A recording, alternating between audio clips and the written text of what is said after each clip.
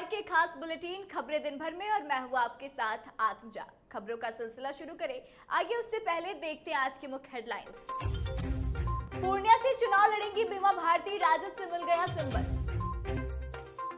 सम्राट ने फिर लालू परिवार पर बोला हमला, रोहिणी को लेकर कह दी बड़ी बात।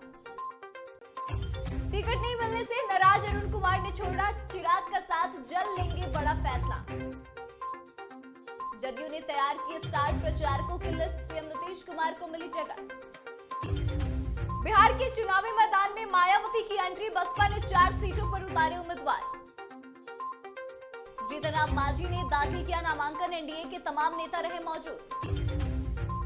बिहार में दूसरे चरण के मतदान को लेकर आज से शुरू हुआ नामांकन, इन 5 सीटों पर होंगे चुनाव।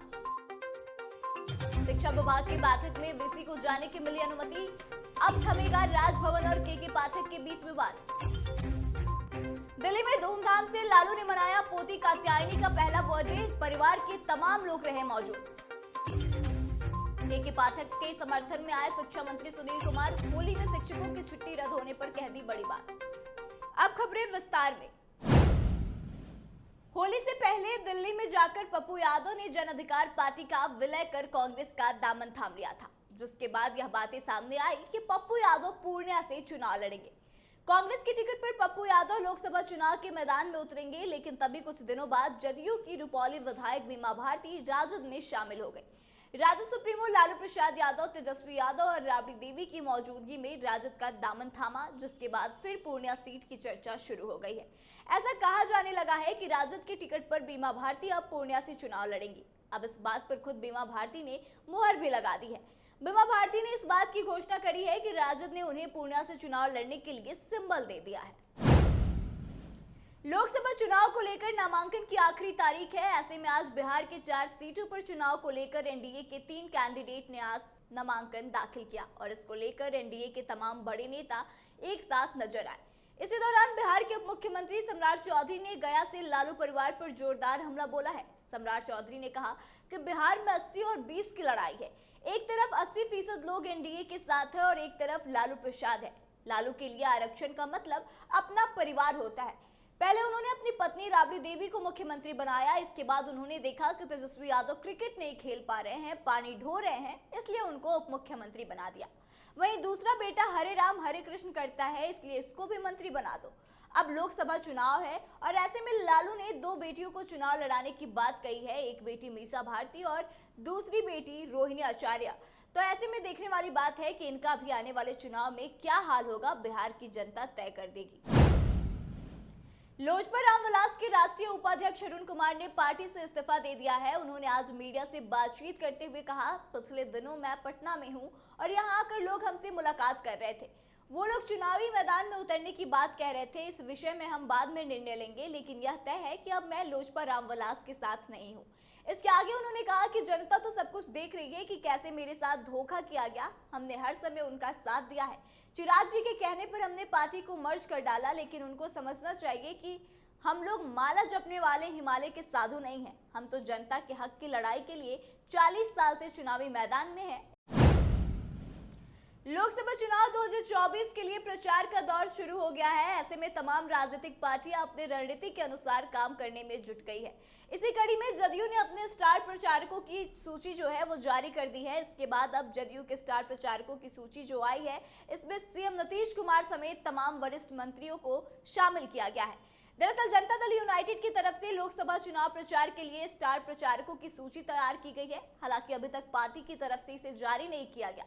इसके पीछे की वजह यह है कि पहले चरण में कहीं भी जदयू के कैंडिडेट मैदान में नहीं है, लिहाजा यह लिस्ट जारी नहीं की गई। लेकिन सूत्रों से मिली जानकारी के अनुसार सीएम नीतीश कुमार और ललन सिंह के अलावा कई बड़े नाम शामिल हैं। लोकसभा चुनाव को लेकर बिहार में सियासी सरगर्मियां काफी ज्यादा तेज हो गई हैं। पहले चरण के चुनाव के लिए एनडीए और महागठबंधन के उम्मीदवार चुनावी रण में उतर चुके हैं। इसी बीच उत्तर प्रदेश के पूर्व सीएम मायावती की पार्टी बसपा भी बिहार के सियासी समर में कूद गई है। बहुजन समाज पार्टी ने बिहार की 4 सीटों पर अपने उम्मीदवार उतार दिए हैं। ऐसे में एनडीए और महागठबंधन की टेंशन जो है अब काफी ज्यादा बढ़ गई है। बिहार के पूर्व सीएम और हिंदुस्तानी अवाम मोर्चा के संरक्षक जीतन राम मांझी ने गया संसदीय सीट से एनडीए उम्मीदवार के तौर पर गुरुवार को अपना नामांकन दाखिल कर दिया। पहले चरण के लोकसभा चुनाव के लिए आज नामांकन की अंतिम तिथि थी।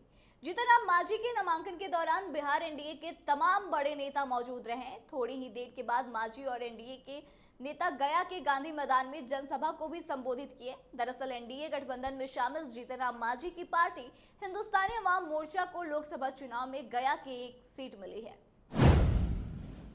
लोकसभा चुनाव को लेकर बिहार की 5 सीटों पर दूसरे चरण का नामांकन आज से शुरू होगा। इसको लेकर नामांकन की अंतिम तिथि 4 अप्रैल है।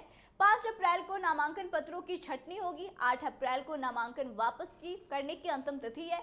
मतदान 26 अप्रैल को होगा, लेकिन अभी तक इस सीट को लेकर महागठबंधन की ओर से उम्मीदवारों का नाम फाइनल नहीं हो पाया। दरअसल बिहार के 5 लोकसभा क्षेत्रों में दूसरे चरण के लिए गुरुवार को अधिसूचना जारी होगी। इसके साथ ही नामांकन का क्रम शुरू हो जाएगा। दूसरे चरण में किशनगंज, पूर्णिया, कटिहार, भागलपुर एवं बांका संसदीय क्षेत्र में चुनाव होना है। बिहार में विश्वविद्यालयों के मुद्दे पर राजभवन और शिक्षा विभाग के बीच चला लंबा विवाद अब थमता हुआ नजर आ रहा है। शिक्षा विभाग की तरफ से गुरुवार को कुलपतियों एवं यूनिवर्सिटी के अन्य पदाधिकारियों के लिए 2 दिवसीय बैठक एवं ट्रेनिंग प्रोग्राम आयोजित किया गया है। सबसे बड़ी बात तो यह है कि इस बैठक में वीसी को शामिल होने की अनुमति राज्यपाल राजेंद्र विश्वनाथ आर्लेकर की ओर से दे दी गई है। सबसे खास बात यह भी है कि इस बैठक की अध्यक्षता एसीएस के पाठक के बजाय खुद शिक्षा मंत्री सुनील कुमार करेंगे। ऐसा माना जा रहा है कि शिक्षा मंत्री ने खुद राजभवन और शिक्षा विभाग के टकराव को खत्म करने के लिए इस पूरे मामले में हस्तक्षेप किया है। राज्य सुप्रीमो लालू प्रसाद यादव और राबड़ी देवी की पोती और बिहार के पूर्व डिप्टी सीएम तेजस्वी यादव की बिटिया कात्यायनी का पहला जन्मदिन दिल्ली में कल धूमधाम से मनाया गया। इस मौके पर लालू परिवार के सभी सदस्य मौजूद रहे। तेजस्वी और राजश्री यादव की बिटिया के पहले जन्मदिन के मौके पर कई सारे अतिथियों को भी आमंत्रित किया गया था और उनके बर्थडे केक पे के लिखा हुआ था। पापा, बुआ सभी लोगों ने मिलकर केक को काटा। पहले कात्यायनी को दादा लालू प्रसाद और दादी राबड़ी देवी ने अपने हाथों से केक खिलाया और फिर उन्हें आशीर्वाद भी दिया। होली के दिन शिक्षकों की छुट्टी रद्द होने पर मचे घमासान को लेकर बिहार की सियासत एक बार फिर से गर्मा गई है। सरकार के सहयोगी दल के पाठक की कार्यशैली पर आपत्ति जता रहे हैं, तो वहीं जदयू कोटे से शिक्षा मंत्री बने सुनील कुमार के पाठक के समर्थन में उतरते हुए नजर आए। शिक्षा मंत्री सुनील कुमार ने होली के दिन शिक्षकों की छुट्टी रद्द होने पर कहा कि बिहार में कुल मिलाकर लगभग 6 लाख शिक्षक हैं और हम लोगों की जो ट्रेनिंग की व्यवस्था है वह 15,000 के करीब सभी जिलों को मिलाकर है। सरकार शिक्षकों की रेसिडेंशियल ट्रेनिंग कराती है। पुलिस महकमे में भी ट्रेनिंग जारी थी, विभाग में भी ट्रेनिंग जारी थी और एसएससी-आरटी ट्रेनिंग भी जारी थी, तो ऐसे में कोई गलत बात नहीं है। तो आज के इस खास बुलेटिन में बस इतना ही। आगे की तमाम खबरों के लिए बने रहे हमारे साथ, देखते रहे कैपिटल टीवी बिहार। धन्यवाद।